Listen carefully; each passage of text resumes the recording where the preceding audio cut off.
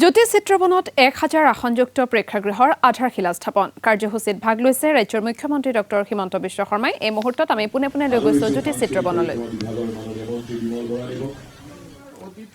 জ্যোতি চিত্ৰবনত আমি এটা নিৰ্মাণ কৰিব খুজিছো, যাত 1000খন আসন থাকিব আৰু ইয়াত চৰকাৰে 56 কোটি টকা ব্যয় কৰিব।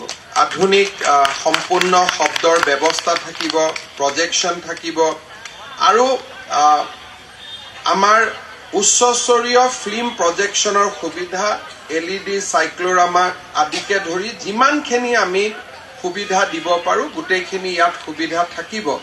আৰু এই অডিটৰিয়ামটো আমি এক্সক্লুচিভলি খালি সাংস্কৃতিক জগতখনৰ কাৰণে আমি ৰাখি থম, যাতে ইয়াতে আন কাম কাজ বহুত বেছি কৰিব নালাগে।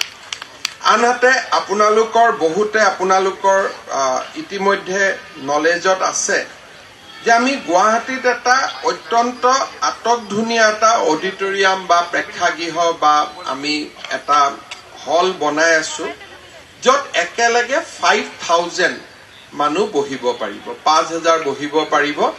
আৰু সেই প্ৰকল্পটো আমি অহা 3 মাহত সমাপ্ত কৰিম। অৰ্থাৎ মোৰ লক্ষ্য আছে যে আগষ্ট মাহৰ ভিতৰত এই প্ৰকল্পটো আমি শুভ উদ্বোধন